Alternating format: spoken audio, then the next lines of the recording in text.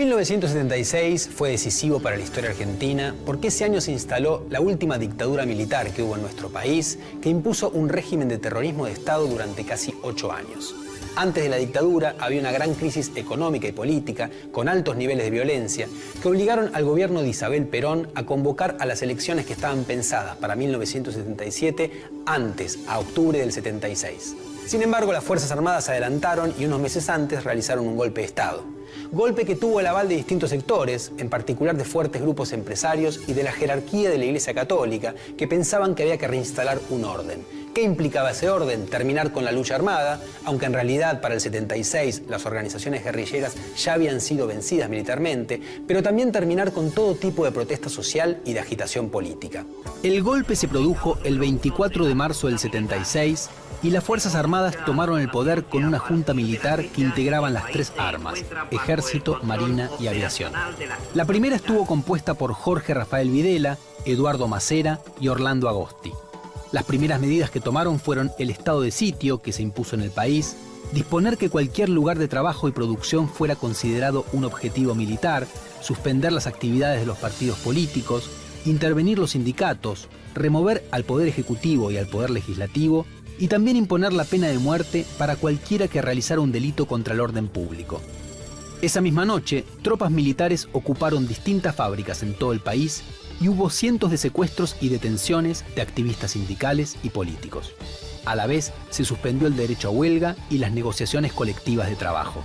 En esa madrugada, la CGT intentó organizar un paro para defender al gobierno de Isabel Perón, pero enseguida los militares lo desarticularon.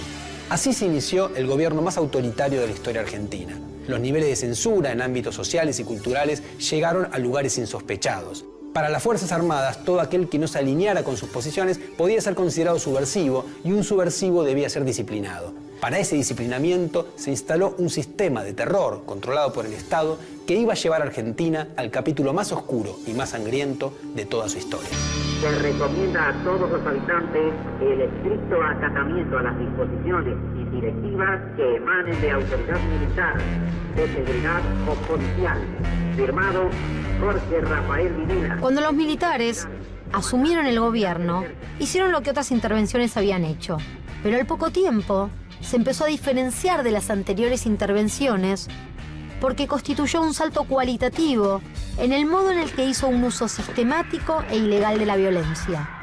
Estas características del proceso son las que lo llevaron a ser caracterizado como un terrorismo de Estado. La Junta se propuso una refundación de la República y para lograr este objetivo consideraban que debían erradicar a la subversión. Por subversivos, los militares entendían a todas las organizaciones guerrilleras, que prácticamente ya estaban extinguidas para 1976, comprendía también a las organizaciones políticas revolucionarias y también a los activistas o simpatizantes de cualquier movimiento de protesta o crítica social. Este plan, un plan deliberado, no fue ni un exceso ni un error por parte de las Fuerzas Armadas. Y para lograrlo, los militares emplearon dos figuras siniestras que van a quedar identificadas con la dictadura: la de los desaparecidos y la figura de la tortura. La metodología que usaron consistía en que comandos militares o grupos de tarea secuestraban a los que eran considerados subversivos, los trasladaban a centros clandestinos de detención, donde eran torturados y en la mayoría de los casos también asesinados.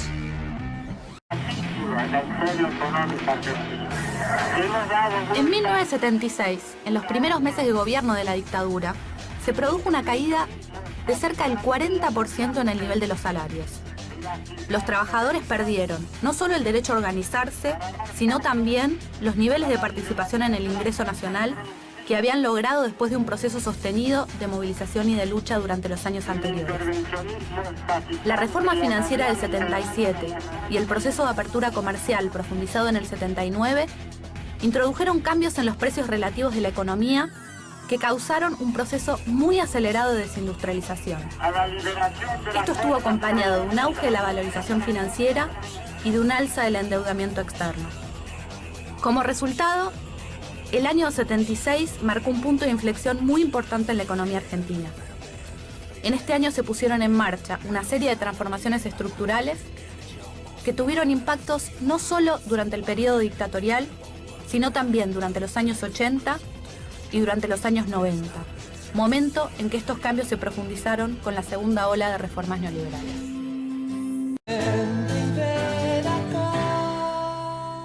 La dictadura militar se dio a sí misma el nombre de Proceso de Reorganización Nacional y procuró perpetuarse en el poder. Sus objetivos eran lograr el disciplinamiento de la sociedad e instalar un nuevo modelo económico, que ya se había ensayado en el gobierno de Isabel Perón con el plan llamado Rodrigazo, pero que había fracasado por la resistencia popular, pero ahora en cambio se iba a instalar por la fuerza.